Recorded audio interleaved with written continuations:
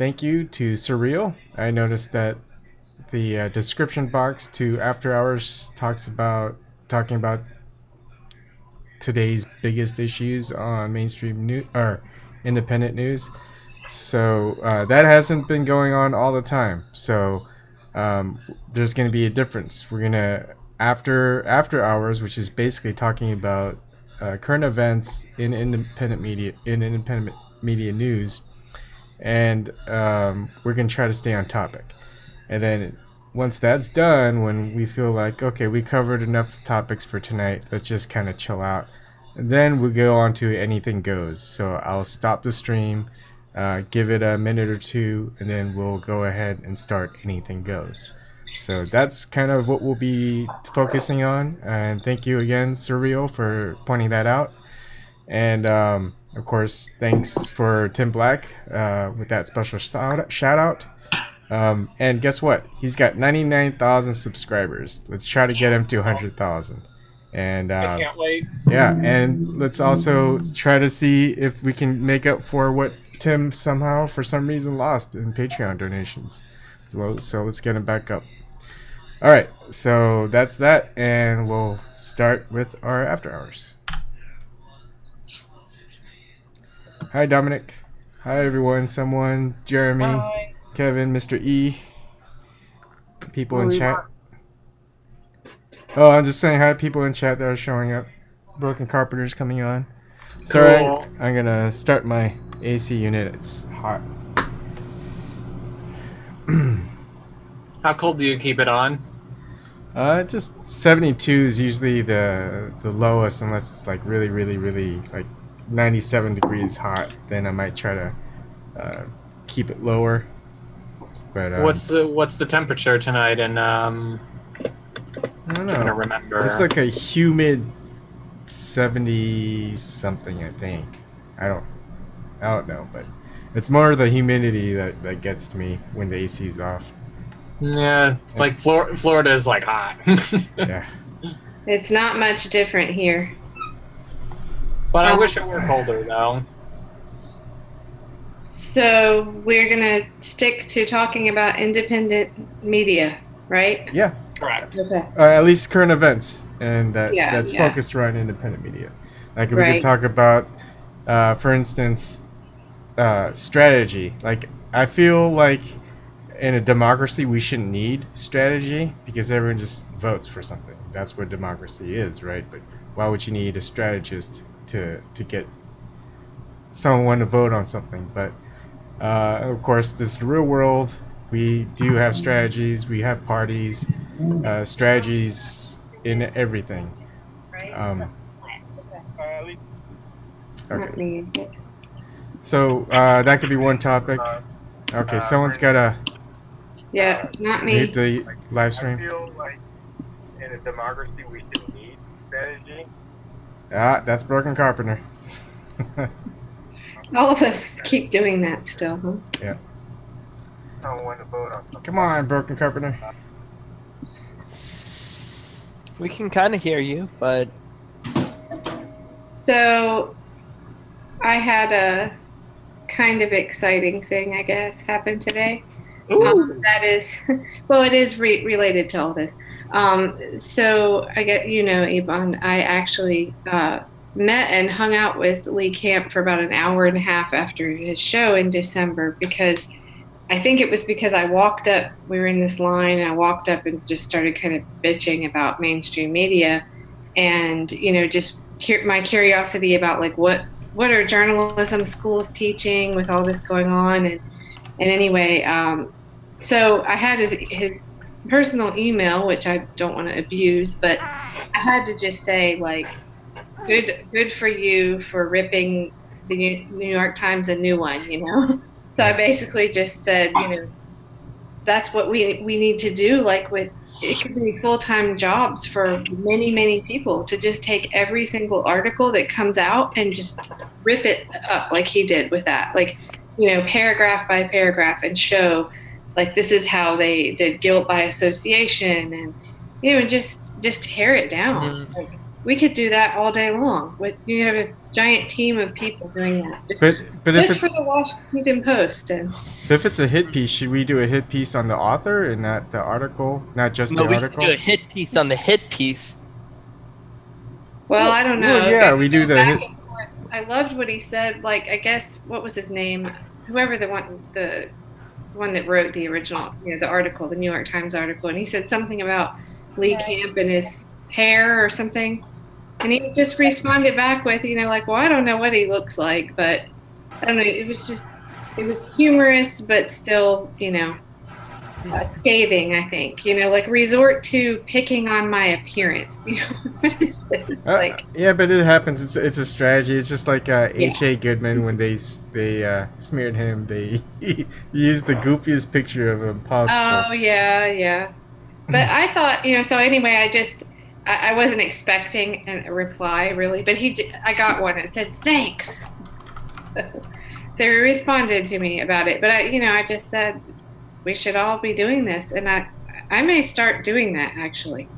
I've been thinking about that. I wanted to do that during the primary, but they were coming out so fast. You start doing that with one, and there's the next one. So, but it would be, time consuming, but worthwhile to do. Like assign one person to the Washington Post and one to the New York Times and one to Time and one, you know what I mean? We could just shoot it back at them nonstop. So Anybody game for that? yeah, I mean that's what a lot of people have been doing. Jon Stewart's always been doing that, and I like satire though. yeah, I like to make it humorous, but still get its point. Wait, what would be funny though is the way that he outlines it, and like I got to pull it up, but the way he outlines it, and like this part is the guilt by association. Like there's no link between me and Sputnik, the radio show or whatever, but they just throw that in there so the reader thinks, oh, he must have something to do with that. But what would be funny is if you took that like outline of propaganda, smearing, and you started to see it like as a formula, like, yeah, here's that paragraph, and like get everybody to kind of realize and recognize that. yeah, and Because I think the humor part is good because no one kind of wants to read a rebuttal piece, right?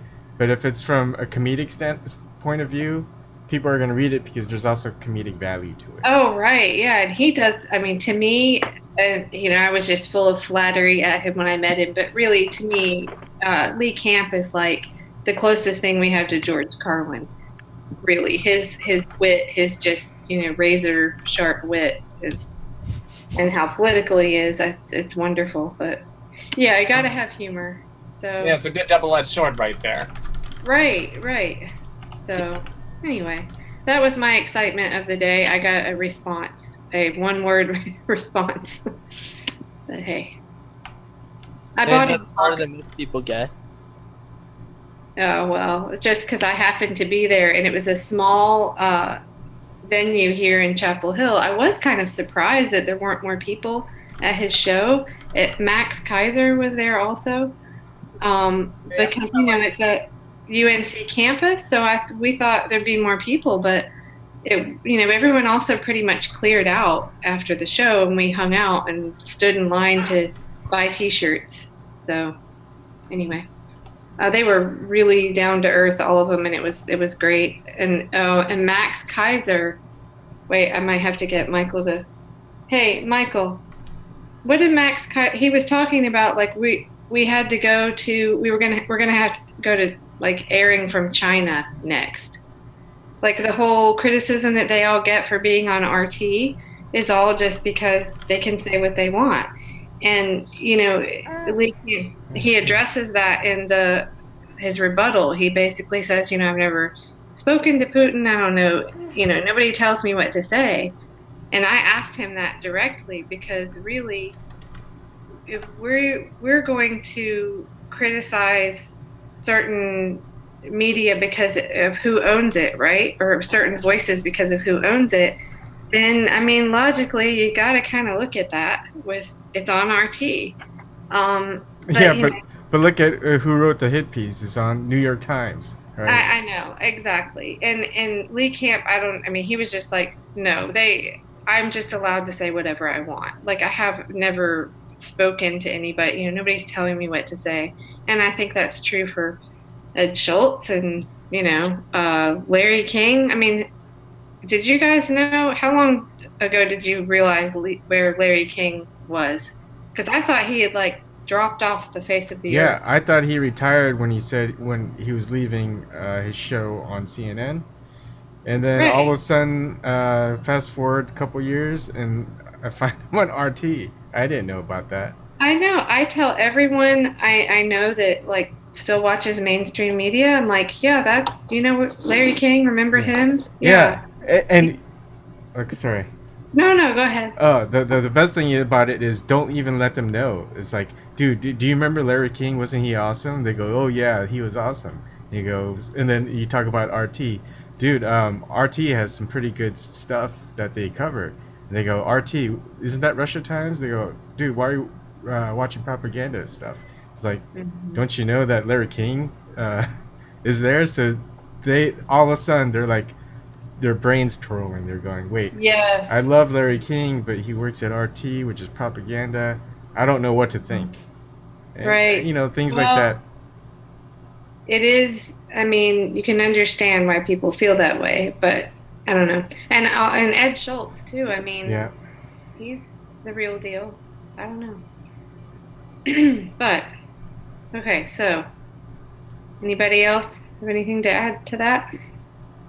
Or about RT? And I don't know if you mention it to people does everyone get that response? Oh, I do I, like I like RT. I like RT. I mean, I wouldn't watch RT for news about Russia, but I watch news for news about America. You're You kind of know, I crackly, mean, Broken Carpenter.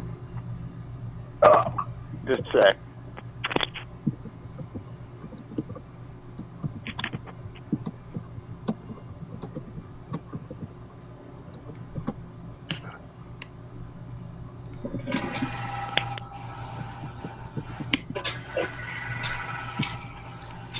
So people in chat are talking about Abby Martin.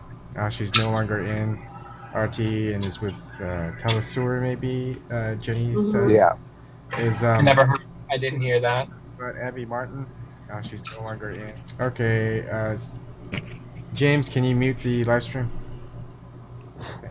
All right, thanks. Um, does anyone really know why she left RT? I haven't followed that. There's so much well, flying at us right now. It's hard to keep up. I never heard the official story. However, she did make one or two pieces that, during her time on RT, that were somewhat critical of the Russian government. So, who knows? I mean, RT at the end of the day is still sort of a state-sponsored media organization. So, criticisms towards the state on the state's own properly ministered media platform probably doesn't settle well with the higher ups. Yeah, much like criticism of Comcast. yeah. No, I'm not Hey, saying that is now. no, I know what you're saying. I know that is what you're saying. happened, I mean, but it you're sort of biting the hand that feeds you kind of thing. But that's she. I'm sure she did it with full knowledge of what might happen. That she might lose her job, and I think that's part of the reason why everybody likes Abby. So my 2 cents. People on the How's right that don't like sound now? Abby. People actually, in people in the middle and the right don't really like Abby. Mm. Well, that's because Abby won't lie about things like Venezuela. yeah. Oh boy, Venezuela, or that one excuse that every liberal and conservative agree on as the reason why socialism never works, and yet doesn't seem to understand the basic concept of capital flight. So, in that rebuttal, Lee talks about Liz Wall. which I knew about that, but I didn't follow it at the time. But basically, she says that it was because she was critical. Using the network of whitewashing the actions of Putin. Okay, she quit on the air. I did see a clip of that. So I don't know. I mean, I guess we have to acknowledge the fact that that it is state-run TV. But I mean, if you do watch other, like not the American people on RT, I think you can definitely see that slant. Like you said, Broken, you wouldn't watch it for other news. I mean, I think you can definitely see that in the coverage. I don't know how you convince people that the American journalists on here aren't. Someone just has some weird feedback, and can someone look into fixing that? You think it's me? Yeah, I think so. Is it? I think somebody farted. We're staying on topic. I don't think so. I didn't fart this time. That's for the Anything Goes segment later. So I guess I'll repeat it in case people didn't join early enough. But basically, this after hours, because of Surreal making a comment, and I thought, hey, that was right, because in the description essay we talk about the biggest news in independent media, but I kind of changed it. We're going to talk about current events about that's in independent news, and we're going to save anything that we want to discuss outside of that after hours, and that's going to be called Anything Goes. And tonight Eric will host that. So after that we'll end the stream, and then we'll start the next one after a few minutes, and then it'll be Anything Goes. So okay. Can you still hear me? Feedback works for me. It's good. Thomas. And I was going to show my It's a free for all. Well, then you don't have a 3-hour show too. Yeah. 3 hours of Well, someone said triggered after hours. Triggered! Oh yeah, I gotta love triggered. You need the gong or a whip to keep everybody or a triggered on topic. I love triggered. I'm okay with the whip. So I know you guys have already probably discussed the Joy Reid thing. Do we want to talk about that anymore, or do you want to stay on? Can I comment about RT? Oh yeah, please. If you guys were on that. Oh yeah, let's keep on the RT thing before we go to Joy Reid. Yeah. Every time I post something regarding RT, I've got close to 5,000 Facebook friends. I used to have more but a lot of the staunch Dems and the crazy Dems and the Hillary Dems, a lot of them left me. Right. Bummer. But there are still some there that try to sway me and motivate me and manipulate me and harass me. But when I do post something from RT, I get you and your Russia media news. Mm-hmm. It's just there's so many independent. There's just so much information out there. But as soon as you start throwing out any information in regards to Hillary, anything, two vocal lines going on at the same time. You're labeled a Republican. You're labeled a Tea Partier. You're a Bernie bot. It just never ends. It's just crazy. Mm-hmm. Yeah, so I know. I was told that by the former ambassador to Russia.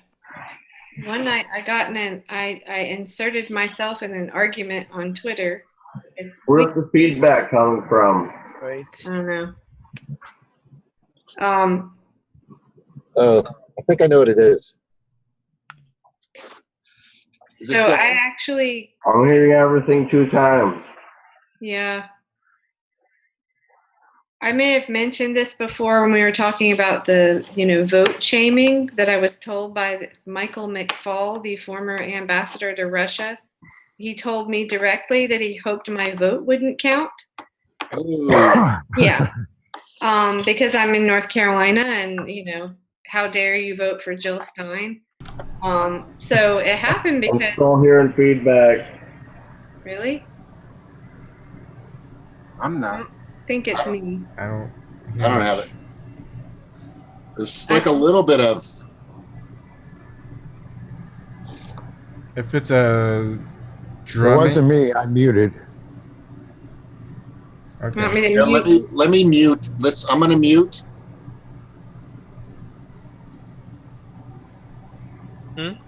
It sounds better now, It James. does. He's here Yeah, for comedy. you know, when we're ever gonna get triggered and do a rant like H.A. Goodman does and say, just to let you know, I'm gonna start cursing people out, and just mute yourselves and just mouth out all the curse words you can. That's a good idea. So what was I saying? Oh, so I just happened to see this guy. He was arguing with, going back and forth with WikiLeaks, and I just jumped in there not thinking I would get any response. And all of a sudden, this guy, who I guess is a professor at Stanford now, starts answering me. And I guess I don't remember. It must have been we were talking about Green Party or something. So that's how that went. But so for like 3 nights, we kept going back and forth, and like I just couldn't believe this guy was communicating with me, but he was trying to tell me all kinds of stuff. Oh, well, check out CrowdStrike, and he was trying to tell me that I was shooting back stuff about uranium one at him, and he was trying to discredit everything I said, and everything I said I just kept throwing stuff back. Everything he said I kept arguing back with him. But anyway, at one point, I think I did tweet or send something to him that was like a clip of Redacted Tonight. And then that was his response. He just said, "Oh, you do know that's Putin's station." And I was like, oh, please. It's an American comedian that wants to be critical of America. So, but anyway. Well, Go ahead. Okay. The RT and that criticism and Oh my god. the criticism of Lee. I mean, first off, Lee writes his own show. I mean, he went through that the one night. He went through it. He does most of his own writing for himself. Everybody sort of does their own writing. I mean, it's not like they're a gigantic show, I mean, so it takes something to put on something like that where you have cutouts, you have everything, all that stuff, and you have good jokes. I mean, that takes a skill and a talent, and they do it on. I'm sure they don't do it on the budget of the Daily Show. Right. Yep. Don't even get me started on the Daily Show. This kid that came in for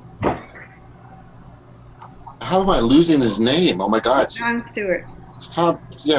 Jon Stewart, and this guy from South Africa, this kid, which he's pretty well known comic, but I don't like this. Okay, I'm just gonna throw it out there. Aren't there like a ton of somewhat progressively liberal comedians out there that are American? I don't know if that's being internationally racist, but I just don't. The guy just. I think it's being a tad Zeno, but but honestly, I think the bigger problem is the fact that it's less the fact that they chose somebody from South Africa to lead the Daily Show so much as they chose somebody who they knew could be an easy pup, who they felt would be an easy pup. Yeah, exactly. That's the thing. It's less really the fact that he's from South Africa. Cool. I'm okay. Yeah, I guess. Yeah. I'm all for that. And it's nice to have a bit of a perspective. Sometimes it's nice to have a little bit of an outside perspective on our own, because sometimes we're so caught up in our own shit that we never think about, like, Jesus Christ, how does the rest of the world look at us?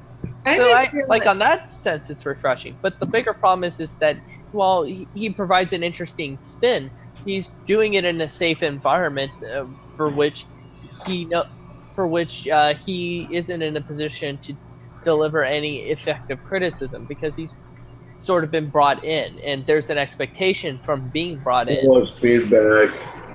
I think I'm not hearing it. Is anybody else hearing it? Feedback? Yeah. No. No. No.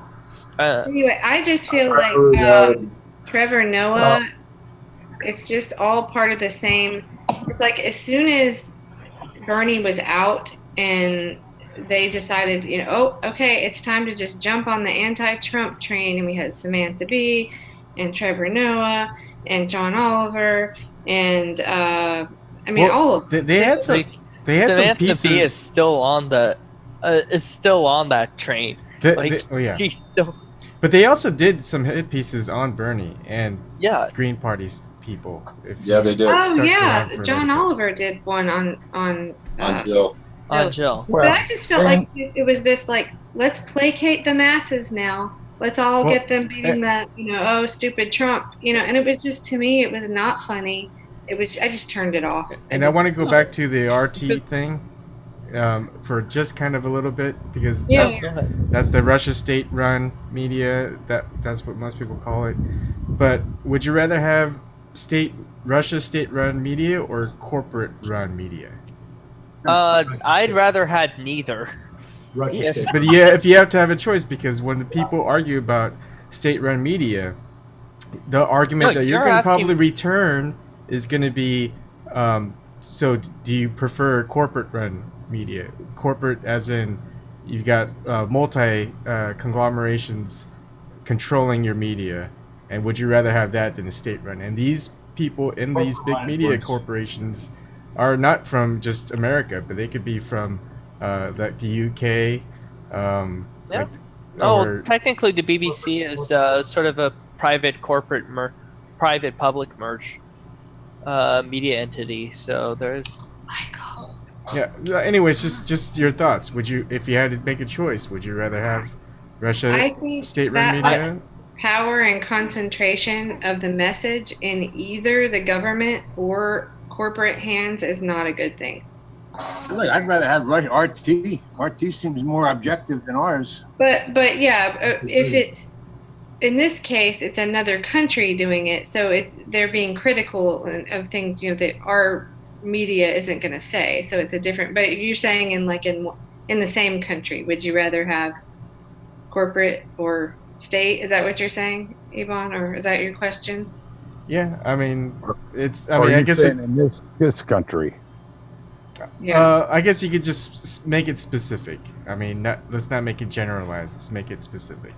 I mean, all right, RT. Yeah, I mean, I'm sick of our own. I'm sick of everything here. I'm sick. It's shameful. I think it's embarrassing. It's disgusting. It's everything bad. Al Jazeera's pretty good too. Yeah, but the RT would be better because RT, at least it would give the working class and the lower classes more of a chance against the corporate machine. I mean, of the two right now, if I've got to choose one between corporation or truth about the, or even if it's skewed truth about the United States, I'd rather have truth, than the corporate line.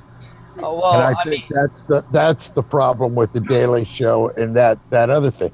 He's a pacifier. That's what they brought him in to be. And I don't think he doesn't understand satire the same way Lee Camp does.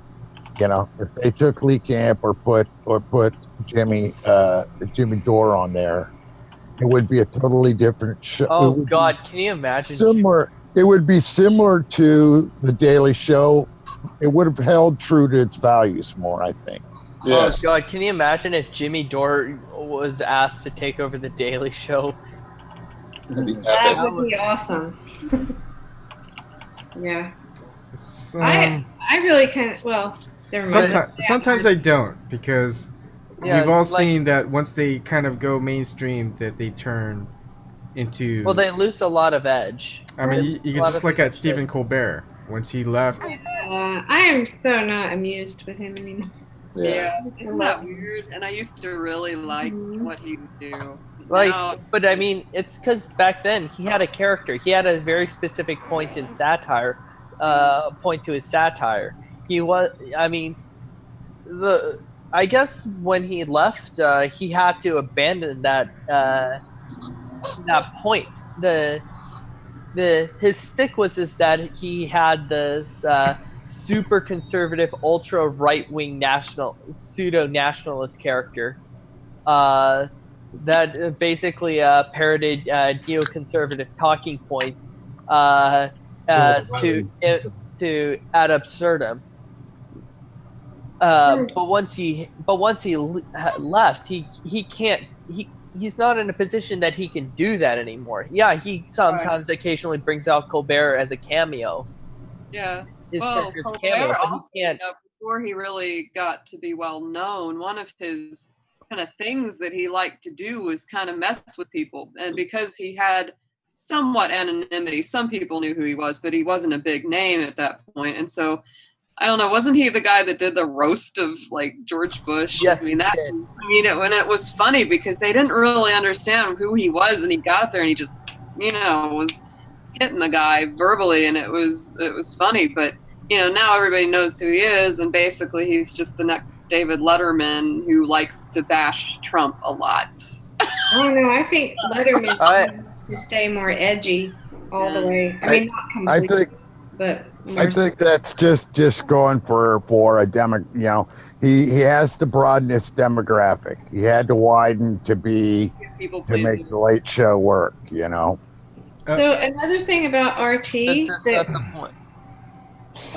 Another thing we've noticed about RT is they seem to be like faster on everything. Like news, they're ahead. We get notifications. I don't know if anybody else has like the app on their phone, but. I mean, we had, even obscure, like kind of local stories, it seems like we're getting the news from RT before CNN has it. Has anybody else noticed that? I have. I know what you're talking about. I think what it is simply the corporate filter. Yeah. Yeah. They have to filter down so many people before it goes anywhere. Yeah. So they cover more West Virginia stories than anywhere in America. I mean, they've covered the chemical spills and chemical spills I didn't even know about until I saw it on RT. Yeah. Wow. I mean, I didn't know much about West Virginia until you, Stevie, actually. I knew a lot about it because I used to be married to someone who was from there. So, I've been there, I've seen it. Yeah, I've. And this is the one thing I like about the after hours of talking about current events is because I can't watch all the different news from different news sources, but everyone might be watching something more than someone else, right? Yeah. Someone that's in chat has something that they go, hey, did you see this? It's like, no. And then we can all actually see if it's really like worthwhile to watch. Because, I mean, we pretty much kind of stick to the people we like and we trust. And, like we might branch out a little, but it's usually not that much. Is anybody ever going to tolerate watching Maddow? Oh God, no. No. Just like Kelly, I haven't had cable. I got like a year and a half. My mind has just extremely expanded. But then, in regards to expanding, Bram brought up a great point, and there's parameters. And when the higher you get on the totem pole of media, the more parameters they set for you. But still, you have to be general, and you have to reach a larger demographic. So they know, and this is for ratings. They really, I'm sure there's an agenda that comes in from some political whisper. I would guarantee that. I think somebody might say, hey, do me a favor and plug this candidate or let him go on the show, blah, blah, blah, blah. But they still have to reach a demographic, and they still have to get, their Nielsen ratings back. That's part of what they have to do. Doesn't it just blow your mind how many people like the okay, now there is a lot of noise. Yeah, I just muted Thomas. He's doing stuff. Oh, okay. Go ahead. No, I was just gonna say I'm just baffled at the number of people that still aren't catching on that this is what's going on in our that we're not just being given straight news. But I guess it's their decision to dig in their heels. Like basically I'll call it the Democratic media about why Hillary lost and all of that and the whole Russia stuff.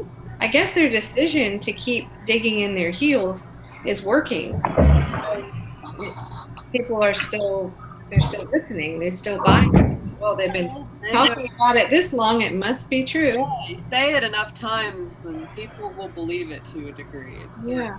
Has anybody talked about Julian Assange? Not yet. Addressing the media on June 19th. We heard from Tim. Yeah. Someone called in. Yeah. That'll be interesting. That's 3 days. That's what, Monday? What do you know? Monday. Do you know what channel? Is it his own channel, or it's gonna be on YouTube? On whose YouTube channel? I believe it's WikiLeaks channel. Okay. He didn't really say. I'm just assuming it's WikiLeaks channel. There was something else tweeted out, but there's no. Went to try to find it. It's like a radio show in New York or something. I believe WikiLeaks tweeted it out, but there's no, like, the link doesn't work. It said that it was Christine Assange, his mother, and a whistleblower attorney that there were interviews. But then you click on it and there's nothing there. Did anybody see I didn't that? even try to click on the link. I didn't try to click on the link at all. Yeah, I was trying to just a little while ago see if the radio show was there. So, sorry to segue back into the media stuff. Mainstream media, like once you get famous or you get a higher, better slot, you get a little bit more generic. We see this from all the comedians that we like from Comedy Central.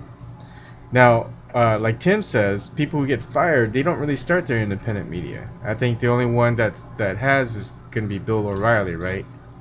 Now, of the people who have gone independent media after leaving a big corporate news network, do they become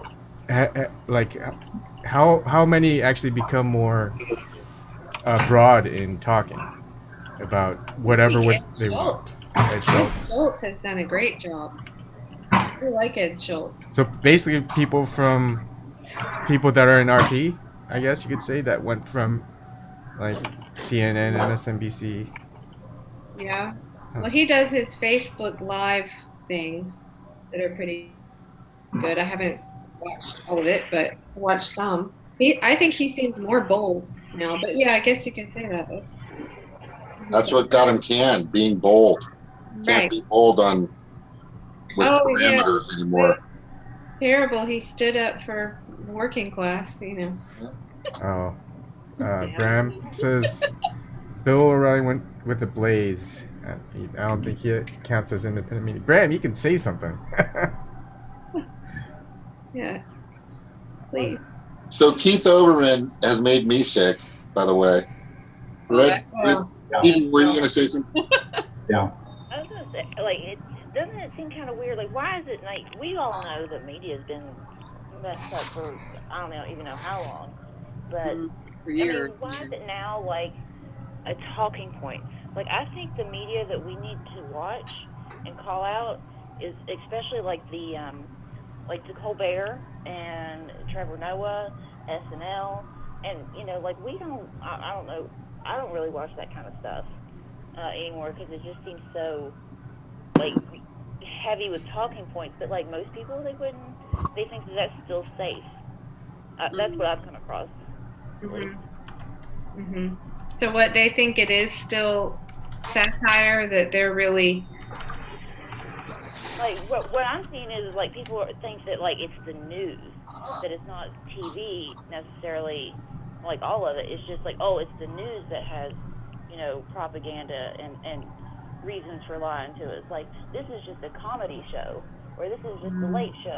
Like, what harm is that? In the late show, and I don't know. Like, that's where people get their news from now. Is like there and like Facebook. Right. Like, I mean, I couldn't stomach who's the woman on SNL that plays Hillary Clinton, which she does a good job at. But I just saw something about her playing the piano. Was it a Cohen song? Yeah. A tribute to Hillary. I was like, oh my God, click. That was the first. That was the first one after the election. But that does me. I think for the first time in my life, as a progressive liberal person or whatever, I realized what the right is about liberals and Hollywood elite, and all the stuff that they're always saying. Because all of a sudden it's like, whoa, you're out of the cave and you can look in and look and see. Yeah, it seems a lot of it is like an orchestrated. It's agenda setting. It's forming, shaping people's opinions and views on everything. And yeah, I mean, it's a weird thing to realize. I think Saturday Night Live is obvious propaganda. It just sometimes, comedy shows and Facebook and all that stuff is more dangerous than regular news, because I think people are more on guard. They're more cynical about what's the news. And, but they realize they don't understand all the Facebook stuff. It's also subjective. The internet makes me think. And I'll tell you too, the other thing that I thought of when y'all were talking is that it's very hard to find journalists or any kind of media outlets that don't have a hard bias, to find people that are more neutral in their reporting and are willing to just say, I'm going to look at all sides equally, and whichever one of them is doing something wrong, I'm going to call that out. That's partly why I like Tim, is, everybody's got their bias, everybody's got a little bit of a slant, but I think he really does do his very best to try to report the truth, no matter which side it's coming from. Yeah. It's very important, and that gets to the whole heart of why the Democrats are being the way they are in the first place. Yeah. Because they don't want to look within. They don't want to look at their own party. It's the old Bible verse, don't look at, take the log out of your own eye before getting the speck out of your neighbor's eye. They don't want to look at their own corruption. They just will point at everyone else's without realizing they're doing the same thing. I was watching Chris Hedges, and he had, I forget his name, it's like Wallace or Wally, the guy from Princess Bride. Did y'all see that? And he said, basically, like, I opened up, like, exponentially all these new, like, thoughts that I couldn't have before, all because I could criticize myself. Like, there's all these things that you would never be open to, things that you would never ever think, because if you can't direct that inwards, I mean, that's like the whole world of thoughts there. Yeah. Yeah. Well, it's the easiest thing to see what someone else is doing wrong, or to say, well, they should have done this, could have done that. It's a lot harder to say it about yourself, and not in some sort of egotistical way, like, oh, I'm just, because, the ego works that way too, whether it thinks it's better than or less than somebody. But to be truly objective and then, act on it, to say, yeah, I messed up here and I want to make amends and I want to make it right. And if it was with somebody else involved, I'm going to apologize, and I'm not going to take my ego out of it. And, that's the thing, is you deal with that. You see that so much in personalities, especially politicians, media figures. They've got their ego all woof, woof, triggered up. Triggered. Yeah, and so, the last thing in the world, they just about rather die than to admit wrongdoing or look bad in some way in the public eye. I really believe that, And I think that's why one of the biggest things we should look for is not necessarily a politician that touts their progressive policies, but are also at the same time very honest about their shortcomings. Right. About the things in their past that they're not proud of. because that tells us right from the beginning, here's somebody who's going to be honest with us about their own faults, and that will automatically set them apart from their competition. Now, you know what's funny is that when Hillary was running, and I have a really good friend, very, very close friend, but she is one of these NPR listening. She's really, bought into the whole thing, and it's very hard for her to be objective about the Democrats and Hillary. But she was one of those people. It's like, well, at least Hillary's admitting her mistakes. I said, but the thing is, it's not just that. It's that she's been wrong so many times about such huge things. Yeah. Huge things. So that honesty realm, like you're saying, that's very important. But you also have to look at overall record. Right. Do they keep doing the same wrong thing once they've done it before and they've learned from it? You hope. But if they haven't learned from it and they keep on doing it, you have to take that into account as well. Yeah. Have all of you guys seen V Vendetta? Yeah. Can you hold on 1 second? My favorite movies. Stevie, can you reply to Shirley of how she can call in on the phone? I don't really know how to do that. Sorry. Go ahead, Kelly. Sorry. So. Oh, no, it's okay. Go ahead. I was going to ask you about about halfway through. You damn it! You hooked me on that damn radio show about Standing Rock. Mm-hmm. And so I'm about halfway through those 3 parts. Oh, and Cindy? that's pretty heavy, brother. That's pretty heavy. What do you think about that? Are you talking about the Cindy lady? Her name is Cindy something? I think it's Kathleen. Yeah, but the radio show, the host, the main person talking, the woman talking. No, it's called like Crossing the Border or something like that. I think her name's Cindy. Anyway. Anyhow. I think I watched the same thing. Yeah, I tell you what. Cindy Gomez Shem. That's her name. Yeah.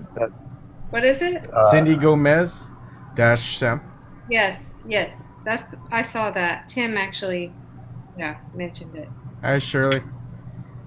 So I sort of think that man, they back up what they're talking about as they go through it, and also they're not working. I feel like they're working towards for a water protector it's still in jail kind of thing. You know what I mean? So I don't understand. That sounded weird, that whole deal with them and with the kind of cats that were there and who was because that whatever that mercenary outfit was that was working against the water protectors. It's hard to tell. Yeah. I think the problem with like just kind of radio video is it's kind of like a he said she said type of thing, but you're getting a different perspective, so you can kind of draw. What is that? Okay. That was not me. Yeah. That was me. I'm really sorry. That's all right. I felt like it was local, and I felt like it was on the radio.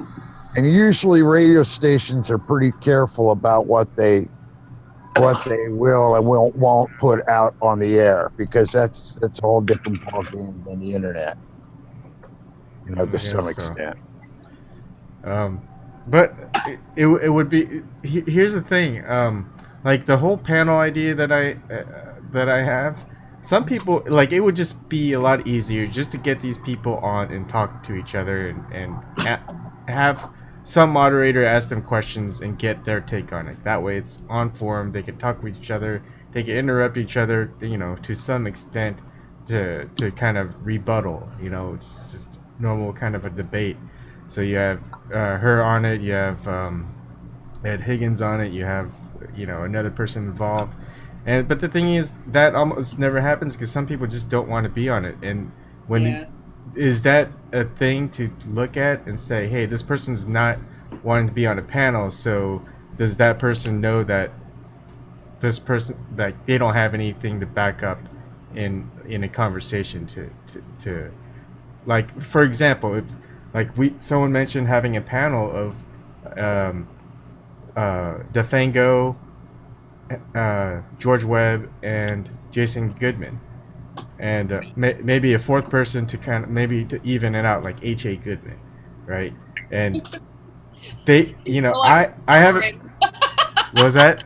He's more like an accelerator. Yeah. And who do you think would accept and not accept? And if they don't want to accept being on that panel, does that say something about that person not wanting to be on a panel to talk about the entire interlude or whatever it is? I think that with that kind of thing, it reminds me of when Tim interviewed Rokana. And I mean, he was willing to be interviewed, but the guy was nervous, and you could hear it in his voice. And I think a lot of it is because they worry that if they say something on record and certain groups don't like it, it can hurt their political career. I think that has a lot to do with it. It depends on how much they worry about something, they accidentally say something and it comes back to haunt them. That's where a lot of that reticence comes from, I think. What came to mind about the panel thing was there's so much enmities and I guess disagreements that what would it just reminded me of, like, in high school or something, if two boys have a problem with each other, then like the coach will come and like talk. And if we could like brainstorm a bunch of questions, like if we had I noticed that there was going to be one of these panels with whoever does want to participate, we could brainstorm these questions here and be like, here's 5 questions for the interviewer to ask them, and that would be kind of an alluring, like a marketable way to like get somebody to participate in the panels, is to say, hey, this is going to be something that's like sourced by people. Do you guys think? Okay, so I like Debbie. I don't know her last name, but the same progressive. She hits it hard, and she's. I think her and Hard Bastard should hang out together. She's. That's either gets really hot. That'd either be really awesome or it'd end up very awkward for all the parties involved. I'm not sure which one it'd land on, though. I mean, I think it would end up very. To go with her own. She's a pretty strong character. Yeah. Hey, if you guys want it, start getting their attention. There's 39 people in the chat or watching the stream. 30. That's 39 would be a powerful really voices. good one though. H.A. and Hard Bastard. Yeah. Oh God.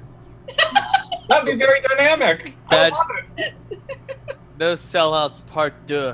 Never a dull moment. So I think if people are resisting coming on, maybe they, they're wanting to do their own thing, or they don't want a certain associations. I mean, that could be it. I mean, it could also be that they don't want things, on the record, but it could be, But should that happen? I mean, no, are we the type of crowd that that's like a valid excuse, like not to appear on a panel is just because you want to be associated with someone, you don't want to like maybe I don't know, just like. No, I don't think it should. Just like if someone says to me, okay, example, I don't like Alex Jones. If someone said to me, okay, I really want you to listen to this thing he has to say, I would listen. Like, just shutting out certain, you know what I'm saying? Like, I don't know, just because it comes. Just go debate with him for 30 minutes is different. Yeah, I guess that's true. Yeah, I mean. But I also think some people aren't comfortable in a debating format either. Yeah. I think there are people that are perfectly good writers or commentators, but to sort of bring it all out in a debate format is tough. And also, like you say, I mean, a lot of these people got real bad words between them. So, I mean, it would yeah, it would be interesting, but I don't, I wouldn't. It's the sort of thing I can't blame somebody if they don't do something like that, because they, some people just got the craps to somebody else and they can't be in the same place with them, Yeah, but and it's probably good. Sometimes it's probably a good idea. It's just if in the case of like where it's like an ongoing spat or something, that's different. If it's like the Hatfields and McCoys, I mean, it's not like super good for your health to step in between them. Yeah. But I mean, if you want to step in between them and try to make peace and try to get them to stop on, figure out who did what to piss everybody off way back when, and maybe you can make. I'm with you in sort of theory. I just don't know how it works in practice. Look, like you don't have to make peace. I mean, you talk about points. It's a discussion. You don't have to agree with the other person's viewpoint, and you can explain why. And I think the hard part is we follow a lot of progressives that have a large following. And they're always saying, hey, we got to do this together. We got to unite. We got to work together. We've got to do all this. But then when we see them not wanting to talk with each other, like, how do they expect us? It feels almost hypocritical because they say, hey, you guys got to work together. But then when we always see all of them, we see them talking to each other. Do as we say, not as we do. Yeah, and so that's what gets me. It's like, right. We're everyone here watches 3-4 people, the same people, right? We're gonna watch Tim. We're gonna watch Debbie. We're gonna watch HA or Hard Bastard or Nico or Holly, whatever. But then when or Jimmy Dore and Jordan Sheridan. But then, we don't I'm see actually them. a pretty big fan of Brandon Sutton over at the Progressive Army, and he's usually got some pretty good commentary. Yeah, but the entire point is we don't really see them kind of talking to each other in a panel-like setting, because that's available now. Yeah. You've got people in mainstream media doing that, right? You've got people from Bill O'Reilly talking with Jon Stewart, talking with or you have Bill Maher, you've got Sam Cedar. You got different personalities, different people who have a lot of following, and they're discussing things that share totally different viewpoints. But a lot of the people that we follow share the same viewpoints. So why not have them talk? It doesn't seem like it's going to be a big thunderstorm. So the people in sort of more reputable or famous, well-known people, whatever. They're probably busy though. But I think something to contrast that debating a lot of these shows, whether it's Bill Maher or the cable news show, or like Coco was talking about how we're sort of a little bit off guard or not as on guard whenever it's comedy. And I was thinking today that sophism and persuading somebody, being a little tricky and throwing little things in and talking real fast and being fancy and sort of that sophism is kind of similar to comedy sometimes in its presentation, because when a good comedian like Matt Besser or something is telling jokes, it's flowing, it's going so fast, you're laughing, you're not really catching up with all of it, and so that's how sometimes it's sort of subtle. So there's a method where everything is pre-prepared, and even if it's Bill Maher versus Jon Stewart, or the epic time when Jon Stewart destroyed Crossfire, he was prepared to go up against all their contingencies and all of their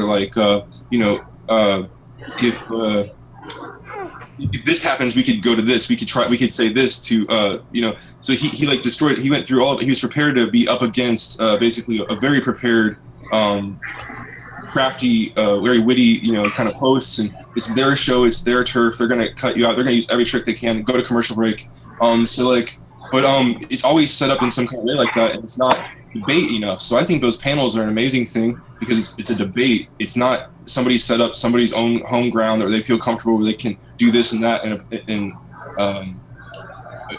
resort to this or that. You know. So I think it's the amazing. kinds of shit, yeah, it's like the kinds of shit that you can get away with your own audience won't necessarily fly when trying to do it live. I think Ebon's right. There is a reason why they don't want to, or why. I mean, it does betray a little bit of something. But if let's focus on, it'll come around. And let's talk about popularity. Maybe someone has 200,000 views as opposed to someone who has 50 or 200,000 subscribers as someone who has maybe 40,000 subscribers, and they don't want to do a panel because they feel like, hey, they're just kind of giving them more airtime. But they're not like Tim, where like he'll put them on a show and they only have like 10,000 subscribers, right? So should I mean, do we agree with that as like a premise? Because that's kind of, you're just guessing at their motives. Like, you don't know that really, though. You can't really be sure. Well, what if you did know that? Like, what if you looked at every time like someone that we view interviewed someone else that we view, and we look at the discrepancies between the views, and we see, hey, it's kind of even. But the ones that like do the panels with other people, it's like it's similar, but you never see a big discrepancy of like they're interviewing someone who just has less pretty narrow and subscribers. petty thinking, but I don't know. But I mean, okay, like say you found out individually, like there was a Twitter tweet or something that they had, and that you saw it, and it's like, hey, maybe get up to 100,000 views, and yeah, I'll have a panel. What would your thoughts be? Yeah. Then it's less. That's just popularity, like high school popularity. I mean, stick to your principles. Like if you want Tim to Black's almost at 100,000 subscribers. do what? Tim Black is almost at 100,000 subscribers. Yeah, he's at 99K. We want to get him up to 100,000. Yeah. So if you have 40,000 subscribers, you're saying, Ebon, like if you have 40,000 subscribers, you're not going to want to do a thing with somebody with 15. But if somebody has 85, then you're gonna be like, heck yeah, because only based on that. But I think that if somebody I have you guys on here. You guys, with them, some of you guys probably have 0 subscribers. I don't care. Like, but what I'm saying is, like, if I think it's gonna make your video better or your show better because a person with 15,000 who makes you that's think the thing. Better conversation. My premise isn't about views. It's not about subscribers. It's about getting each other, talking to each other, and communicating current events, situations, different viewpoints. If I just wanted to share what we have with just people who have hundreds of thousands of views, then I'm not going to accomplish anything except for what people already are doing, or people in mainstream media are doing, where it's all about numbers. And a great prospect in it is that the liberal community and even open-minded conservatives or Republican or the Democrat, the very divided kind of situation where everybody's not on the same page at all, like totally couldn't be more further from on the same page. Like it's a possibility where people could come together and sort of find common ground for sure. So I think it's just part of our culture about what's popular or not. Like if it's going to get you popularity. I mean, I don't know. I think I told this story before, but I was at this party, liberal attorney friend of mine, and there was a UNC professor there who was like a communications professor. This was at the end of December.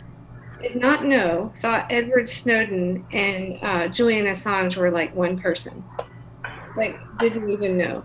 And we got into, I was kind of trying to avoid debates because I thought, boy, this is not going to go well if I really start, And, none of them really care. And then I said, oh, and by the way, here's my picture. I just met this comedian, and I show my picture with Lee Camp. And it's somebody on TV, and all of a sudden they're like interested. And these are grown adults. Like, this is just our culture, I think, of like popularity and fame. And so if that's an independent media, if that is how they are being about it now, I would probably listen to them less, because I think it should be about the issues. And that's one of the great things about Tim's show, that us regular people that are nobodies can just have a voice call in and talk. And so, yeah, I would say if someone is unwilling to participate in that because of that, then who cares what they think? Me as well. You know, when it comes to subscription, I mean, you might have a ton of subscribers that aren't paying any attention to you. You're just there. They don't really listen to anything you say. They don't tune into your content. So quality versus quantity, for real. I mean, I'd rather have 10 people that were really listening to everything I had to say and were coming to talks I was doing or whatever events I was having than to have 100 that subscribed and ignored everything I did. But this is the one of the people at this same place had the same response when my husband showed the picture when we met Cornell West. Oh wow! And all of a sudden they're interested, you know. Right. Yeah. It's like just celebrity. We weren't serious before. It's like now. Do you give a shit what he has to say? Do you know what Cornell West thinks about neoliberalism? No. It's like, he's on TV. Sorry. Yeah, and this is the whole thing about mainstream media and independent media again, is when I talk to people I like to talk. I don't care who I'm talking with. If they say, hey, mainstream media, and hey, why are you listening to RT? They're state-run corporate media. And I go, how much research do you do about any of the people or any of the things that RT talks about compared to what mainstream media talks about? And how many hours do you spend a day about it? And they'll probably say, I don't really pay attention. And I go, so why are you talking about it? Like saying it's a horrible thing. Well, because I spend a lot of time on it. I do a lot of research on it. It's the same thing if you talk to me about technology and saying, hey, your idea of doing this is sketchy. And it's like, well, how much do you know about it? They go, well, I really don't know, but it just doesn't sound like it's possible. And I go, well, the technology's been out there for 8 years. And they'll be like, what do you mean? About just look at like Bitcoin, the blockchain, and things like that, and or just something else, right? And they're gonna be like, well, see, I don't really pay attention to that. They're just right. They tell you how ignorant they are, and. Right. And so how can they defend that position is what I say. So that's why I like talking to people, saying how much they know. If I stand firm on a stance and I seem to appear to know less than the other person, I think I'm probably going to concede in saying, yeah, okay, maybe you're right. So, but they don't do that. They kind of go ahead. I think that your idea works if you can keep it moderated and keep a format of some sort, so that like you give a person 2 minutes, 1 minute rebuttal, whatever, and then you ask the next question, the next person, or so the moderator sort of has a list of questions that would be good places to ask questions of each guest. From a devil's advocate perspective to what theirs is. You know what I mean? Yeah. So you can ask a question that and then allow the other person, however, but like keep it timed or keep some sort of keep some sort of way for people to be. I was thinking that, but like that's why I kind of had a playlist called Debates and Discussions. Like maybe they just rather have a discussion, or maybe they would rather have a debate. But I think most people would kind of say, yeah, they would really rather have a discussion. And so I don't do the time thing. Maybe that would be a lot better. Maybe it's more fair if it's something like a panel of people running for office. Like for example, I would love to have a panel where right now mainstream media will have Democrat and the Republican debate between whoever's running for office, but they won't have anyone else in that debate. So I would love to have it so the people maybe even have the Democrat and Republican, because what they say or don't say is going to look bad when they're compared to the other candidates, but actually have the other candidates have a debate with each other. I think that would be great, but of course mainstream media won't do that. That's not going to happen. Yeah, so we have to do it for them, right? Like Tim says, we have to build that platform for people to go to, like Bernie Sanders, for Jeff Chafee, I forgot his name, first name. Exactly. Yeah, and someone mentioned Tim Canova is going to run against Debbie Wasserman Schultz again. Well, yes, he is. Yeah. 2018. It's going to be awesome. Dude, Kavanaugh, he should take it. If he doesn't take it, I'll tell you right now, it's rigged. Yeah. Well, it's already been rigged the whole time, so Yeah, it's been rigged already. Hey, So back I guess. So what do you want to see, Eben? Do you want to see a debate of all the independent Independent third parties, basically the ones who don't get in the mainstream media debates, the ones that they won't air, have them on in MSN, Fox, CNBC, Yeah, it's just CNN, whatever. They that's not. I'm sorry. You know. Everybody knows the answer. I know you know the answer. Oh yeah. They're not going to let it happen. Of course, and that's why we have to build a platform for them to do it themselves. It's already happening. You guys have already done a few videos of it. I mean, Yeah, I'm hoping it gets a little bit more following. It's cool. It's cool. How the platform can really develop. You know, Go from there. Yeah. they talk about Bernie Sanders and how he has to talk the Democratic talking points, and listen to him, and he gets a platform. But I don't really believe that, because Bernie Sanders, if he was serious, he could bring millions of people to the internet media by just showing up on like a show like Tim, you know, and I should have dropped the mic up there. pointing out how. I'll see you in third party in November. and swell. Dominic, yeah, Dominic has a good point, because look how when he showed up at TYT, look how big TYT blew up. That's exactly how they blew up. Excellent. But about your show, Ebon, I think that people want to have like a relaxed. I mean, I think that this gentleman's right when he says that they want to be like have a format, or that you guys having format with structure is good. But I think like Joe Rogan, he has a relaxed feel. Like, and I think that so having time allotments would be maybe not ideal. So like making the people comfortable so that they get the best outcome out of the conversation, and then it's gonna make all the viewers happy. So.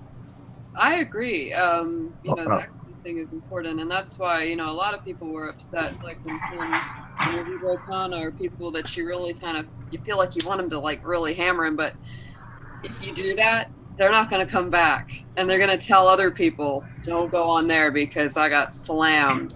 It's a fine line that you walk between holding them accountable and making them so pissed or uncomfortable that they never return, and you get a reputation for being, you know, just difficult to work with, or just someone that you don't want to deal with. It's an interesting thing. I mean, that's what we're kind of dealing with here. Like, that's what I was saying about Bernie tonight. Same thing I was saying. It's this fine line of understanding how far you can push it and still be effective, and not, you know, just cut yourself out of the equation. Loss. If they decide not to come back, that would be their loss. You know, because, and you don't have to be hard line with them. Just ask them questions and let them answer. People can make up their own mind. Tim did a really good job, actually. I mean, look at the way Tim did that Ro Khanna interview. I mean, he wasn't. I mean, he was tough, but he was fair. Right. I think. Yeah, I do too. So, and if he doesn't come back, then that says everything you need to know about Ro Khanna. Right. Yeah, I agree. Yeah. I think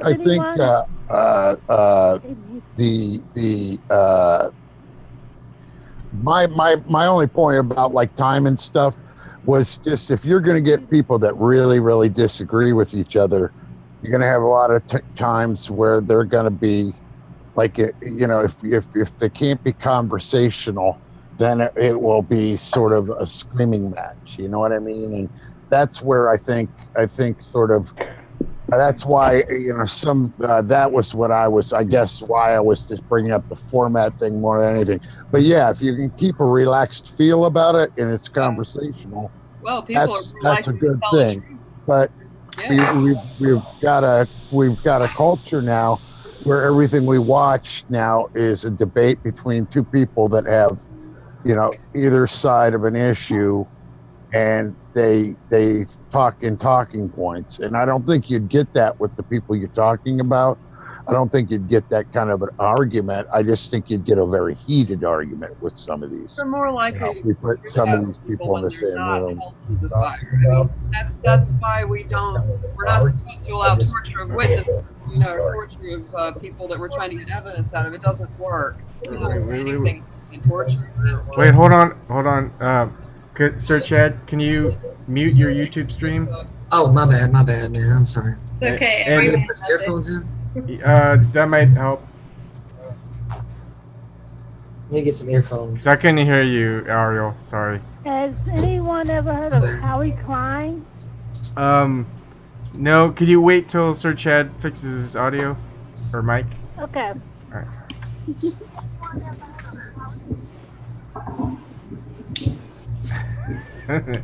Sir Chad's on the spot. There we go. Is that better? That's a bit better. Oh, so do you want to introduce yourself? This is the first time you're on with us? Yes, sir. You don't have to call me sir. Don't call me sir. No, you have to call Chad. Well, I mean, I say Sir Chad. No, you're the man. Oh, go on. Introduce yourself. I'm sorry. Sir Chad. So where are you from? A little delay. I'm from Tennessee. I'm actually grew up in Nashville. I grew up in Nashville and then lived in Miami, lived in Atlanta, lived in kind of all over the place, and now I'm back in Tennessee, in the country. Moved back to the country. Are you a fugitive? No. But that's kind of the lifestyle, I guess. Yeah. Well, aloha. Welcome, bro. Welcome. Thank you. I've been meaning to get on here for a while. I hear a bunch of delays, so I'm not sure how to stop that. All good. You may have multiple browsers open. I had that problem earlier today. So, I hope you don't mind if I go back to something a while ago. I was trying to find an analysis on it. But if anybody knows the movie, There you go. That's why. There we go. Much smarter. Thank you. V for Vendetta, we were talking about comedy and like the role that like Saturday Night Live and all those play in kind of at least reinforcing the propaganda of the news. Right. And I often think of this scene in V for Vendetta, and it's like there's all this stuff going on, and like the general public seems to be clueless. And there's a scene where people are watching this comedy show. Yes. Does anyone know what I'm talking about? Oh, yeah. Yeah, it's in the movie. And they're all It's been a just while. get this. That's what I think of, like a lot of times with this stuff. Like they're all Very powerful movie. It is. Huge.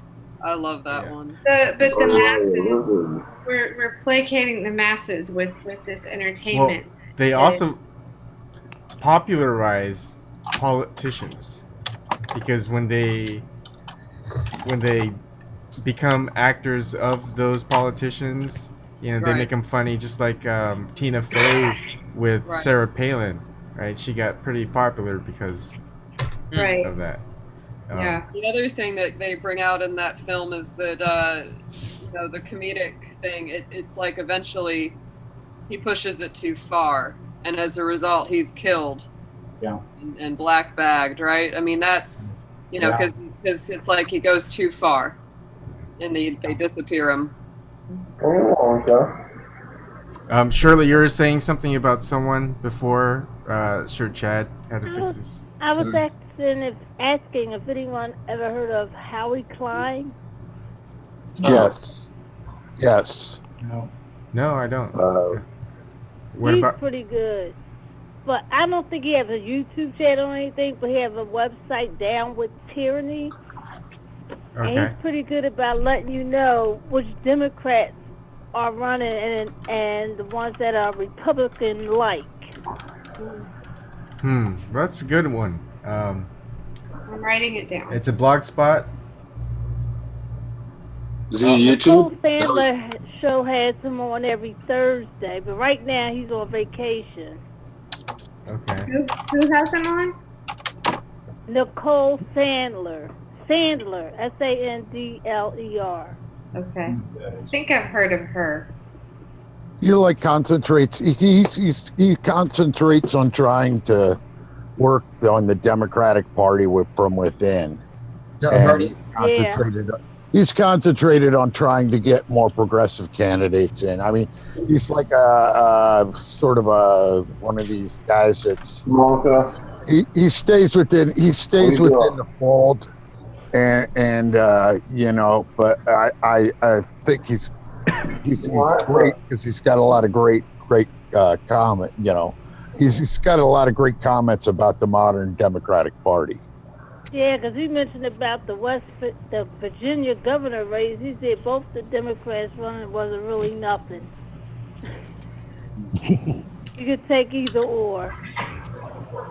Well, I mean, right now I think it's either or, anyways. With damn near anywhere, really. You guys. And the DCCC not really helping the progressives that Bernie is pushing.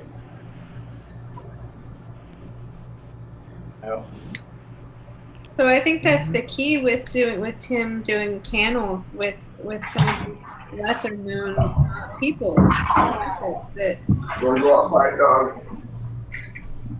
get real conversations going. They want the exposure somewhere, and they're not going to get it on MSNBC. Right? So I mean, I think it's a brilliant plan. It's just like you said, Ebon, figuring out exactly how to set it up. And just like I never heard of Paula Jean really until Tim kind of interviewed, and she's representing West Virginia. So Stevie, what are your thoughts on her chances? Well, yeah, it's kind of difficult because on the one hand, she has a lot of credibility just with her long history, with her dad and grandpa being miners, and she knows, if it was anybody else saying that, they would probably not trust her, but since she is part of the community, that, they probably trust her, but I think it's going to come down to she's going to have a really strong jobs plan, and she's also going to have to have a really strong Facebook presence because people here don't really use Twitter, and and where we're so spread out, it's kind of hard for people to meet up in one area, for a rally or something. So she's going to have to really get onto Facebook and so she can reach these people because they're going to black her out. They're not even going to mention her. They're going to pretend like they don't even know that she's running. But I think if she can do that, she can win it, definitely. That's something really interesting that you mentioned that there are so many people that are still, you hear about how Facebook is no longer the hip thing. Millennials aren't on Facebook, right? But so many people are of other, older people, I guess the masses. Yeah, the majority of people here are, the average person here is a 40-year-old white male, 45-year-old. So, that's the hard category right there. I'm sure Christian. Yeah. I don't know if you guys know about Gary Vaynerchuk. I heard of him. Gary V, he talks about basically he's like your modern day madman, and what he does is he does ads and for your Facebook, all your social media. That's what they do. They basically create the accounts and do the it's pretty much production. And what he does a daily thing where he puts out all the information, but he gives it out for free. And when he talks about Facebook. Basically, his Facebook, and he's on point. Look, you can look him up. But Facebook is the most underrated platform right now because it's the cheapest as far as to get ads out in order to reach your maximum your audience. And the way he breaks everything down is every platform has its own format. So each platform you have to put the information into that format, into all these platforms, but you have to give the same information of all this thing. That my take on all this is that just like the mainstream media moves, the independent, the progressive movement has to move the same way. When putting out information or creating a narrative or creating a topic to talk about this week or a person to go after or whatever it is, people have to do it together or cumulatively at the same time to apply pressure. Because I think that what people forget is how powerful social media is, how powerful what it is, and it's the first time in history that we're able to go around mainstream media in order to reach people, and people want a leader. And that, I think, you know, and I got on Tim Black thing, and I was really upset because I felt like it was the wrong perspective, because a lot of people, you know, they want, when you say truth to power, you want people to say truth to whoever it is, Nina Turner or whatever. You want them to talk about the real issues, and in my view, obviously, it is the corruption, because even the right wing or everybody understands the corruption, the mainstream media collusion, and there's a lot to go on to come together, but it's about a cumulative pressure about the narrative, because it's what's culturally what's the topic, it's influencing. That's basically good. So two things. Yeah, I agree with you. Mainstream media has an echo chamber that independent media doesn't really have, and one thing that they also have is when they have real breaking news, like a press release that comes out from the president. You go to any channel, they're all on it. Independent media, they don't. And that's one of the things I thought about right when Nico House was going to do it. Jared Beck was doing a press release about a DNC fraud lawsuit. Like, if we had 20 independent media channels live streaming that at once, that would be pretty powerful. Right, exactly. But it's organizing that. It's saying, okay, let's do it. Let's not yeah, I know. Have any more conversation about it. It's like, today, this is what's most important. Let's because it's the narrative. Everything is about the narrative, and and that's what it's the consent. But I don't know if you gotta but as soon as you start to say everybody's got to do this, everybody's got to do that, then you have to answer the question, who's going to decide that, and what that everybody do thing is, and then you're giving somebody power, and then with that sort of power, then I don't know, you know. Right. Well, and that was my take today. Is like, I feel like Tim Black is, as far as like roles, I think Tim Black is a very good centerpiece of that. You know, and I feel like him being able to wrangle, you know, H.A. Goodman and even Jimmy Dore, and even be able to put these people, you know, like it's all about people getting power. And he said something about what really bothered me was where he said about giving, you know, what does one man do? And it's like the whole Bernie thing is like, everybody wants a leader. They want the leader to tell them, yes, you're right. You there's a reason you're upset. You have a right to. They don't want the leader to play within the game that the other guys are playing. What Tim said is right, though, because Tim said, like, let's just let Bernie be like something that we don't have to have. Like, our whole world isn't going to fall apart if we don't have Bernie. You're right. You're right. I mean, I agree with you there, but I mean, the whole point is what I'm saying is that it's not a bad thing that people want. The point is that but you can only speculate why Bernie did that. So I think that's what he's saying. We can only speculate. Just like we can only speculate why somebody doesn't. Sometimes we can only speculate why somebody doesn't want to join a panel. I don't know. If it's speculative, if it's like just potentially being. But I don't know. Like we don't know. We don't know. That's why we give them power. Then I guess my point is, if he's not going to respond to Nick Brana or whatever, I mean, like, you know, I don't think there's ever going to be a point where he's going to step up and say, I'm going to. I don't know. I don't know. I think Bernie's an interesting topic. So I think here's my point, and I don't agree with him all the time, and I support him with everything I got. Right, me too. So, same here. The thing about when we're just sticking with policies and not talking points about corruption, because DNC fraud lawsuit, and I'm gonna have to disagree with Nico and a whole bunch of others, is it's fundamentally about corruption. It doesn't matter what policies they talk about. They could say anything at all, but if that corruption still exists, it's never going to pass.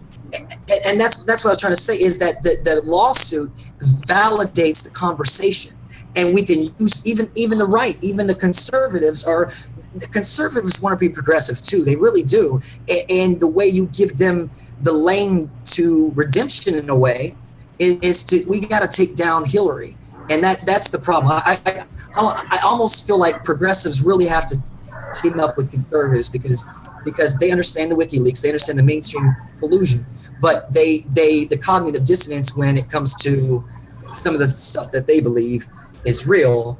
And I'm talking about the leader, but back to the thing about the leader or something. I think the Occupy Wall Street people were doing like a chant thing. I think there's been another precedent or instance of that where like people were sort of like group sort of something. I think bringing together a panel, like Ebon's saying, right. It's something where you get people finding some kind of common ground, working things out. Sometimes things get blown out of proportion if everybody just like is too isolated. So bringing it together is a really cool thing. It's a process, but I think the real progressives, if anybody remembers the real progressives when they were getting on with Tim and stuff, he was talking like that. He was saying, and I've still checked out some real progressive stuff, and actually they're cool. Actually, they're pretty cool sometimes. They're kind of like very passionate, but he's kind of it's somehow like he realizes that it's pretty broken, and the two parties, the Democratic Party isn't changing. We all realize that, and he's just a little more active over there, that Steve guy or whatever, and the real progressives. But my whole point about bringing that up is that whenever he was on Tim's, he was interviewing with Tim. He just the whole time he was like, we have to have a leader. We're going to be the center of this. And I think that's just always really dangerous. I mean, no matter who it is, no matter how well you mean, we still need a leader. I I disagree. We are the leaders. So I want to say one thing. It's an analogy of a game show. It's something like say it's something like the $1 Million Pyramid or something. Basically, maybe one in 1,000 contestants ever get to the they might get to the $1 million prize potential. They either accept the $250,000 that they've already won, or they go to the $1 million prize and have a chance to win it but lose it all. And the thing is, everyone in the crowd is going, go for it, go for it, go for it, because they don't see it very often, right? But then it's up to that individual to decide whether they want to risk it all for the greatest prize that they could win possibly, or go for what they already have settled. Which is the DNC. I go back to the DNC. It's an example, the convention, because that was the time that Bernie was supposed to say, I was cheated. I was, and I just use it as a mark to say, okay, well, at the strongest time, the most time you need a leader to stand up is when everything's against you. He had the mic then. He could have ran as an independent and say, "You guys cheated me.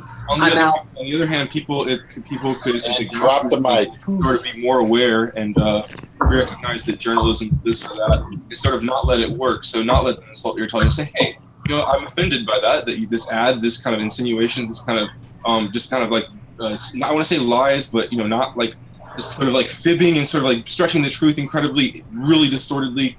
It's also on everybody's responsibility to sort of like be better, be leader friendly, not just some leader from somewhere. Get better leaders by holding your leaders accountable. And exactly. That's something that we don't do enough. Exactly.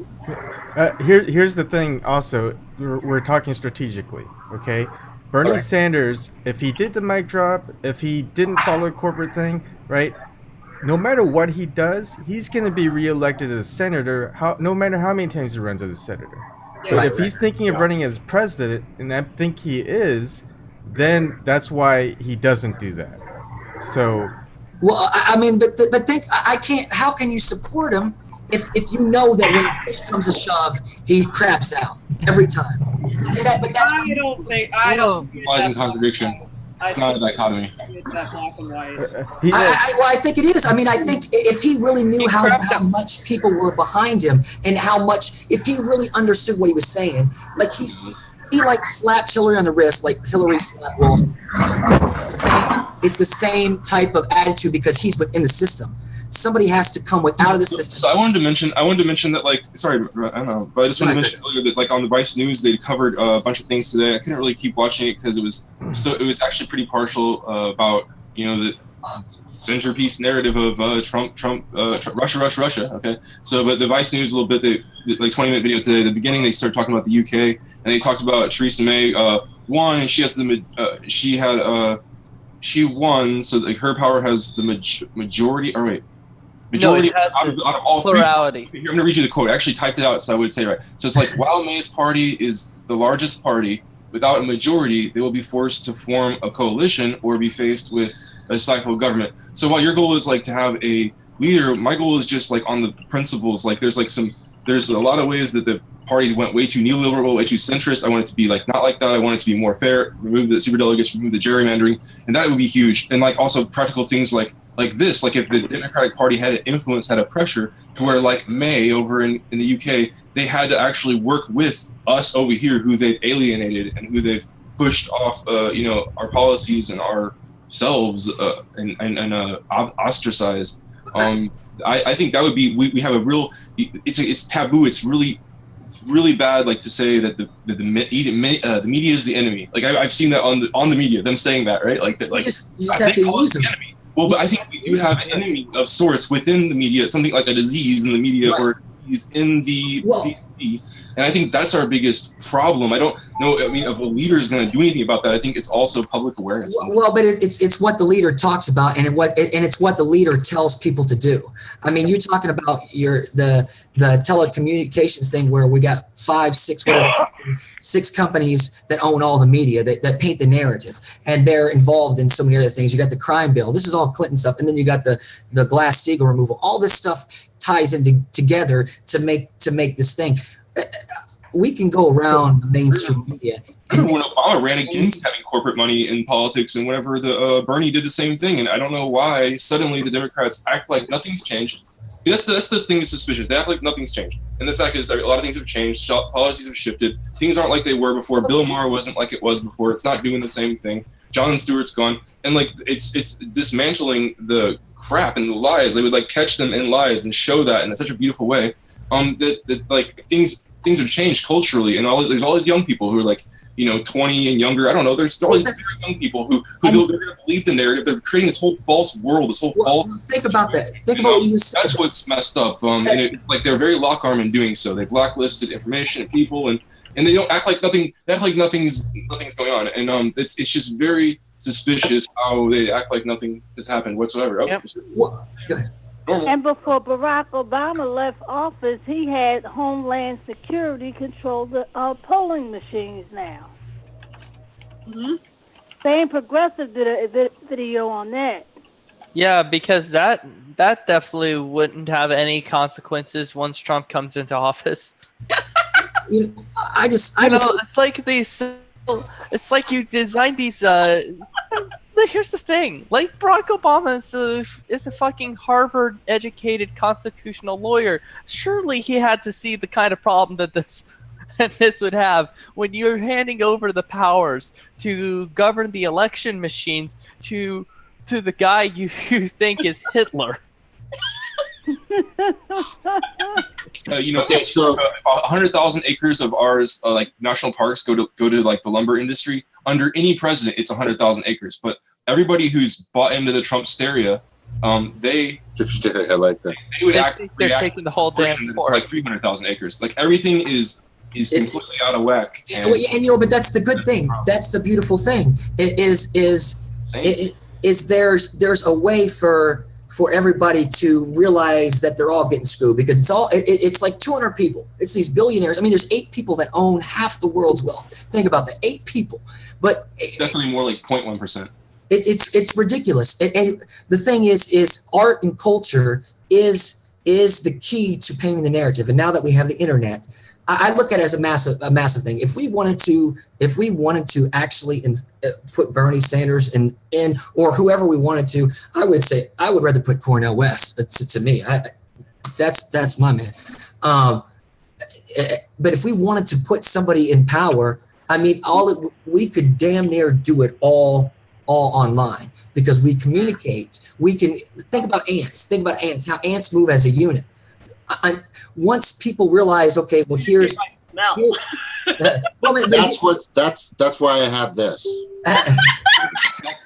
What is that? It doesn't smell. It dissipates, and it's easy. We just need to put a hazmat this is team 99 down cents. there in Washington and clean up down there. Okay, so this is important, guys. This is important and I always bring this up because we get to this point where we got to make a difference, but we always need to look from the eyes of the enemy. In order to have a chance against your enemy, you need to see through the eyes of your enemy. Well, yeah. Here's what I'm saying. So Facebook is going more AI to sift through and find terrorists or people that are NDAA not equitable or whatever. And then you have 150 people on Facebook that are just being employed just to watch out for terrorists or people that go against the grain.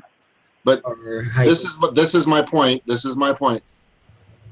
These are very large corporations with a lot of power. They put Hill bots and Trump bots out all over the airways of social media. We're talking about this right now. We're not a large group of people, and we don't have millions of dollars, and we don't have that kind of influence.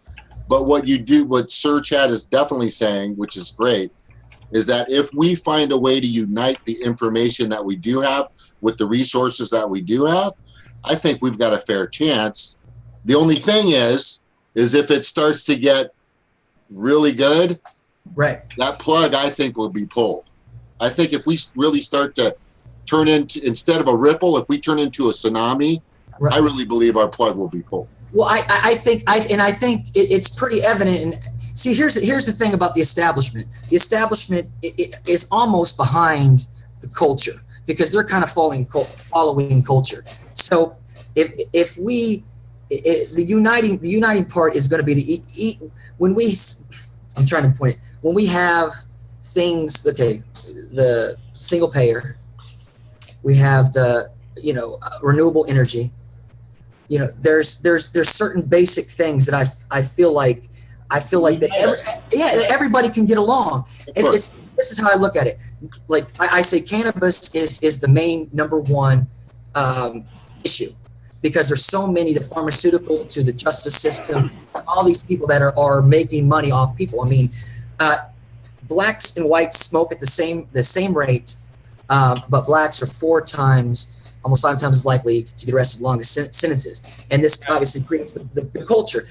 And the policy is what creates this culture that puts people in this situation. So the policy puts the police officers, puts the law enforcement. So at some point, we're going to have to stop arguing with the police officers and say, hey, it's the policy. If we change the policy, who writes the policy?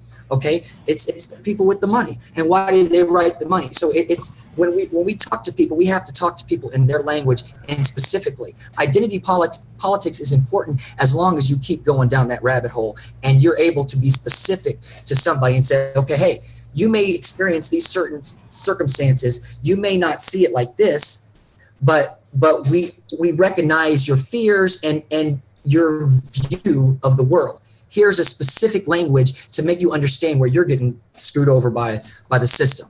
So that's where when I say leaders, it's we have to have one person that's in foot inside the culture and 1 foot out. The true American culture is the melting pot, is everything. The world is looking at us at how we handle all these different things, this influx, and how we handle the elite, because our elite are the ones that are control the climate when it comes to radicalization. We know about WikiLeaks with Qatar and Saudi Arabia. So even knowing that, that message alone could work for the right to ease the anti-Muslim rhetoric if they understand the gravy train where it goes with that to the media, trying to polarize people, which goes back to Hillary's campaign because she's the original one. All this mass hysteria, all this hate is because that side wants to keep it polarized in order because they're losing control. They're losing power. Can we get from politics for 1 minute? I just want to mention something. I know Tim has been busy, but I want to mention about the Philandro Castile case that's going on right now, his murder by that police officer in Minnesota. Yeah. The jury has been deadlocked for 4 days. I don't know if that officer is going to get off or not. Is it deadlocked? What it may look like. How can this be this fucking difficult to just give a goddamn guilty? I don't know. I saw it. It was Facebook Live. I saw it, so I don't know how they could be deadlocked.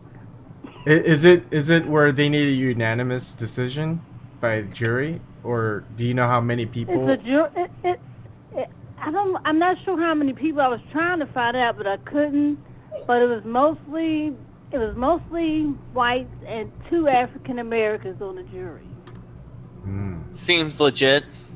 I'll dig into that. That case really got me too because I happened to catch it like immediately right after it happened, and I was watching it and I didn't know it was, you don't know what's coming, and I swear like my heart was just pounding, and that one really I don't see how they could. He claims he feared for his life. And that baby, they're the 4-year-old in the car. Yeah, because he got a charge on that for shooting in the car. Yeah. He should. Yeah, I'll dig into that because I actually want to know what's going on. Awesome. And one note I would say too, Chad, when you were talking about the 8 richest people, one of those guys is Mark Zuckerberg. So y'all want to do something? Get rid of your Facebook accounts. I don't have one. I got rid of mine years ago. Well, that's the problem for me because I need that for community. I don't feel like these are tools. Like, here's the thing: is that things may be created by people, but we have the power to utilize the things the way that we want to. Not when you're being spied on. Well, but I don't know. At some point, I mean, I don't. Can't take the devil's hand and say you're only kidding. Here, this is my take on it.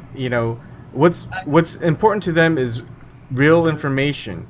Rather than getting rid of your Facebook, put a lot of misinformation out there, and that'll screw them over a lot more than if you just quit. And so if we actually did that, Facebook would be useless with what data that they have. Well, then the CIA would get it. Well, see, it's important because think about how many people, even older people, can't go after you for free speech. Right. Well, there's older people that are on Facebook, and we have to look at it as a tool because it's the first time in history we're able to communicate with our minds and communicate. Couldn't before? Well, no, but you see what I'm saying? Like it's more, I know. I don't know. It's a different type of expression, I guess. You know what I mean? People feel more comfortable in a way. I think I know what you're talking about. And this is why local organizing is important. Yeah. When you're doing any kind of movement politics, because locals know what the like Stevie was saying. Stevie knows the locals are on Facebook. You got to have people on the ground that know what they know, and also people that are blanketing the word out on every platform, actually. Right. Because I mean, much like Ebon was saying about like having news alerts kind of things. I think when any movement tries to put the word out, they can't do it on just YouTube or just Facebook or just Twitter. They've got to have a real, that's where all these like cool young people come in. It's called branding. It's called branding. We have to brand a movement, and that's where, I mean, it's everything. What you're saying is when you say these young kids, they know how to.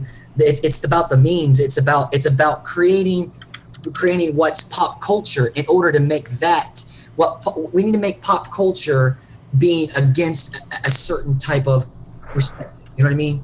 And that's the key. I think it is when it comes to media. And that's what I'm saying. Gary Vee.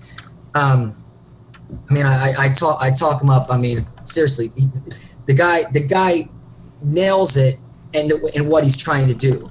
Basically, he's trying to show people how to basically work for themselves and become their own entrepreneur, and don't worry about anybody else. But it's almost like a perspective. But then he tells you how to do it using the platforms and using our technology, because I don't think we understand the realm of what it is. So, Ebon, about the panels and doing like news alerts, I think that could be a great way if there could be any coordination between the different media, independent media, to do that, to not only do like press releases, but say stories. The first one that comes to my mind is the lead poisoning, because I'm into that, but like stories that like Aaron Brockovich said, Flint is the tip of the iceberg. This stuff is everywhere across the country. So if you did have independent media, like say, as a particular story like that, there's a common thread throughout, everywhere. And so then that would get more people tuned in, because it might be an issue that they particularly care about.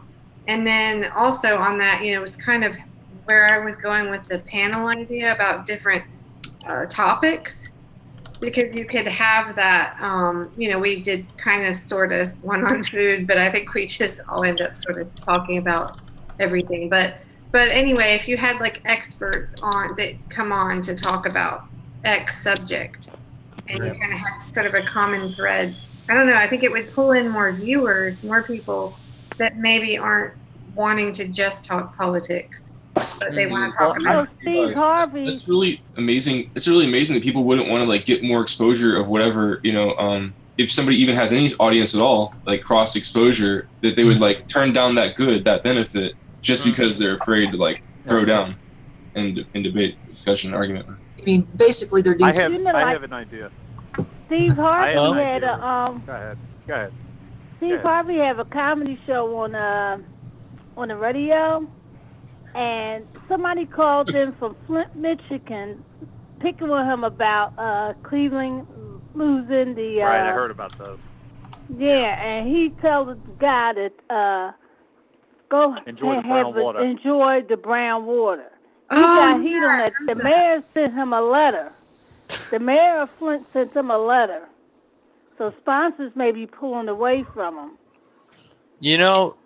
There's a C word that goes to describing people like Steve Harvey, but for the sake of civility and not wanting to get my ass kicked by Black YouTube, I'm going to refrain from saying it, because that's something they need. That's a way to respond, though.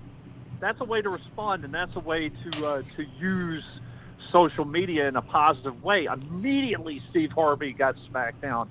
My idea, my suggestion for Ebon, I remember, and I'm an Aaron Sorkin fan, but I remember a while back the idea of citizen journalism came around, and it was discussed on one of Sorkin's shows.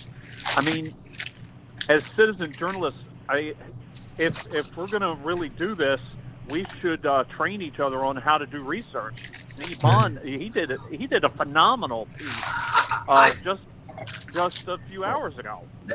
You're right, dude. I think you're right. I think you have to take it a step further. I think there needs to be more collective umbrella type thing where we teach people how to understand information, how to the pulse, and use emotional intelligence to. I would agree with that, right? Because really like so-and-so reporting for and they keep around. Let's stop this because it's been 2 hours almost, and let's go to anything goes, and we've kind of started segueing away from current events, so I'm gonna stop the stream. You guys can stay on Ring Central. It's just gonna look totally different, and then. Hey, Ebon, do you mind if I say one other thing about the independent media, like a network? Yeah. I think, okay. I think there's gonna have to be some way, though, to verify.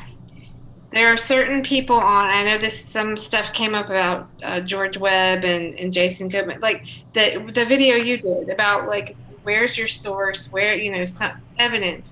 There's going to have to be some kind of a standard though with people that want to join in. I think where it can't just be all hearsay. I mean, we've got to have people that can source their information if they're reporting stuff, because that I understand. One independent media person that might not want to associate with this other one because they feel like they don't know where they're getting their information from. Do you know what I mean? Yeah.